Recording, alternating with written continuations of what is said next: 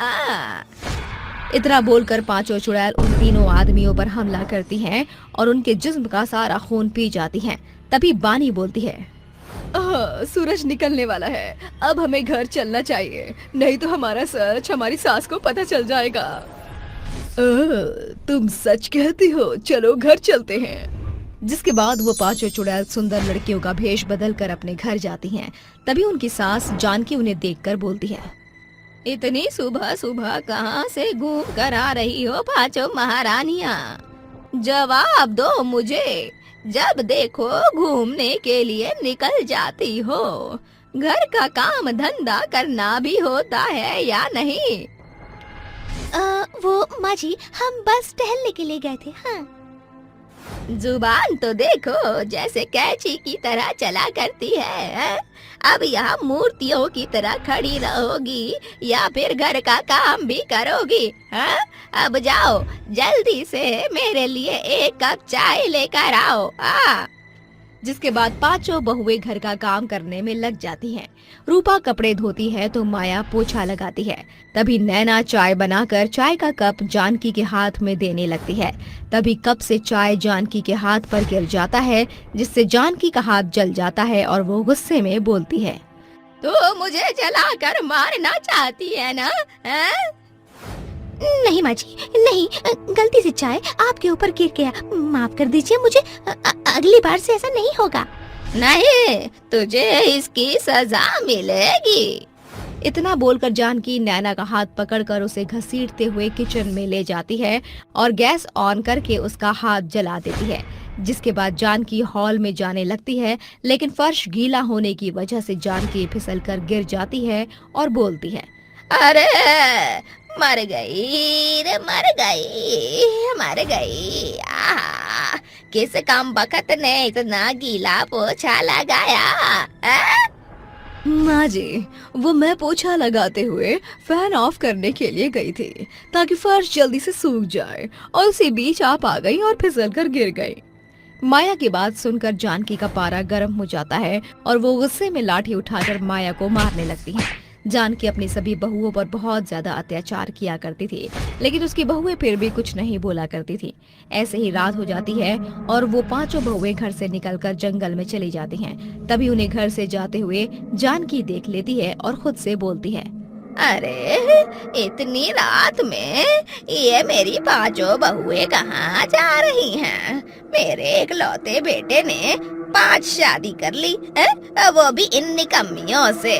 अब मैं पता करके रहूंगी कि ये पांचों कहाँ जा रही हैं। जिसके बाद जानकी उन पांचों का पीछा करते हुए जंगल में पहुंच जाती है और एक पेड़ के पीछे छुपकर देखती है कि उसकी पांचों बहुएं एक भयंकर चुड़ैल में बदल जाती हैं और 2 इंसानों को मारकर उसका खून पीने लगती हैं। ये सब देखकर जानकी बोलती है, हे भगवान, ये कैसा अनर्थ हो गया है मेरे बेटे से। उसने इंसान के भेष में चुड़ैलों से शादी कर ली। अब कौन हमें बचाएगा? इतना बोलकर जानकी वहाँ से भागने लगती है। तभी उसका पैर एक रस्सी में फंस जाता है और वो गिर जाती है। तभी पांचों चुड़ैलों की नजर जानकी पर पड़ती है और वर्षा बोलती है, माँ जी, आप यहाँ क्या कर रही हैं? आपने क्यों हमारा पीछा किया? अब आपने हमारा असली रूप देख लिया है, इसलिए अब हम आपको नहीं छोड़ सकते। आपको मरना होगा। कौन हो तुम और क्यों तुमने छल करके मेरे बेटे से शादी की है? बताओ, वरना तुम्हारा ये सच मैं अपने बेटे को बता दूंगी। बताओगी तब ना, जब हम तुम्हें जिंदा छोड़ेंगे। इतना बोलकर रूपा जानकी के ऊपर हमला करने लगती है। तभी जानकी चाकू से रूपा के बाल काट देती है। रूपा के बाल काटते ही चारों चुड़ैल गायब हो जाती हैं। रूपा एक सुंदर सी परी में बदल जाती है और बोलती है, आपका ये एहसान मैं कभी नहीं चुका सकती माँ जी। आपने मुझे श्राप मुक्त किया है। कौन हो तुम और ये तुम्हारा कौन सा रूप है? और वो चारों है कहाँ गायब हो गई? माँ जी, ये मेरा असली रूप है और वो चारों मेरे ही रूप थे। क्या मतलब है तुम्हारी इन बातों का? मैं कुछ समझ ही नहीं। माँ जी, मैं परी हूँ और परी लोक से धरती लोक पर घूमने आई थी, लेकिन गलती से मुझसे ऋषि मुनि की तपस्या भंग हो गई थी और उन्होंने क्रोधित होकर मुझे श्राप दिया था कि मेरा ये सुंदर रूप 5 भयानक चुड़ैल में बदल जाए और हम 5 की शादी एक ही लड़के से हो और हमारी सास हमें बहुत सताए। लेकिन जिस दिन हमारी सास हमारे बाल काट देगी उस दिन मैं श्राप मुक्त हो जाऊंगी और आज आपने मेरे बाल काट कर मुझे श्राप से मुक्त कर दिया। धन्यवाद माँ जी आपका। तू मेरा धन्यवाद मत कर बहू, मैं एक बहुत क्रूर सास हूँ। हाँ, मैंने कभी भी तेरे साथ अच्छा नहीं किया, तू मुझे माफ कर दे। आज मुझे अपनी गलती का एहसास हो गया है, अब से मैं कभी भी किसी के साथ ऐसा बर्ताव नहीं करूंगी। आपको अपनी गलती का एहसास हो गया है, यही बहुत बड़ी बात है माँ जी। अब मैं चलती हूँ, मुझे अपने परी लोक जाना होगा।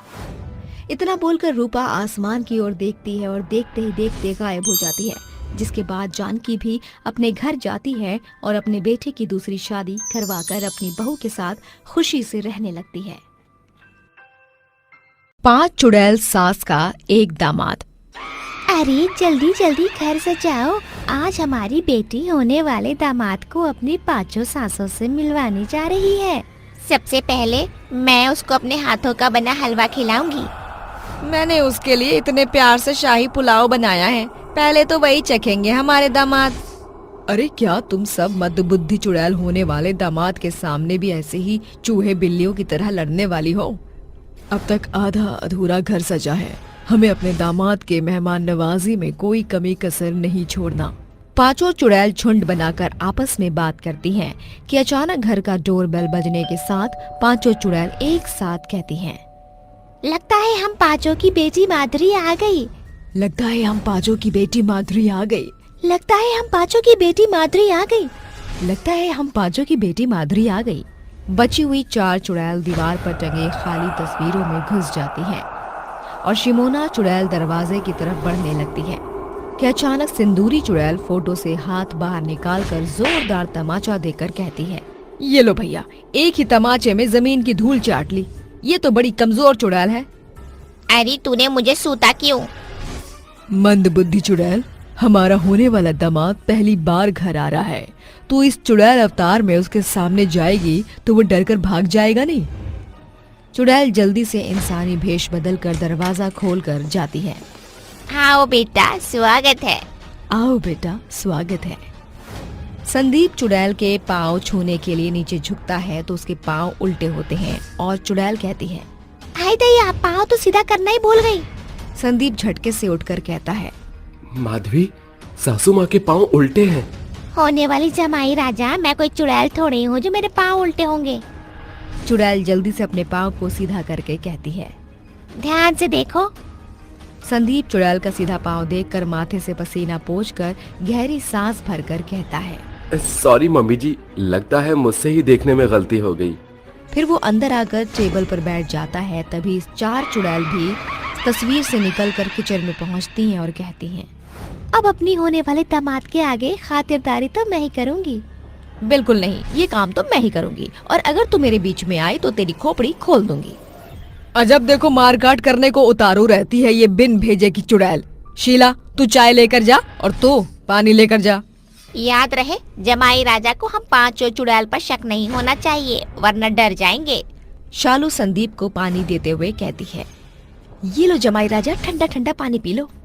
उसे देखकर संदीप अपने मन में कहता है, 2 मिनट पहले ही तो इन्होंने दूसरी रंग की साड़ी पहनी थी, इतनी जल्दी कपड़े भी बदल लिए। शालू उसको एक टक निहारने लगती है। शीला चुड़ैल अपने लंबे बाल बढ़ाकर शालू को इशारे में कहती है, सारी भड़ास अकेले ही निकाल लेंगे क्या? खिसक यहाँ से ताकि मेरा नंबर आए। शालू के अंदर जाते ही टेबल पर चाय नाश्ते की प्लेट रखकर कहती है, जमाई राजा, नाश्ता करो। सासू माँ, अभी तो आप अंदर गई थी, इतनी जल्दी बाहर कैसे? अरे संदीप, माँ के पैर बहुत तेज चलते हैं, खाओ ना। अब अपने दिमाग के घोड़े इतने नहीं दौड़ते। जी, मैं अभी आया। संदीप जैसे ही बाथरूम में आता है, वहाँ सिंदूरी तौलिया लेकर पहले से ही खड़ी होती है। संदीप उसको देखकर अचक्का महसूस करके बोलता है, अरे दामाद जी, संभाल के, नहीं गिर जाएंगे। ये सब हो क्या रहा है? एक ही इंसान इतनी जल्दी घर के हर कोने में कैसे नजर आ रहा है। ऐसा लग रहा है कि मैं जंतर मंतर में खड़ा हूँ। संदीप हॉल के टेबल में आकर बैठ जाता है, जहाँ पूरा डाइनिंग टेबल अलग अलग खाने से सजा हुआ था, जिसे देखकर वो हिचकते हुए कहता है, यहाँ कुछ तो गड़बड़ है। एक ही इंसान इतने कम समय में इतना कुछ कैसे बना सकता है। संदीप खा पीकर जाने लगता है कि अंगूरी कहती है,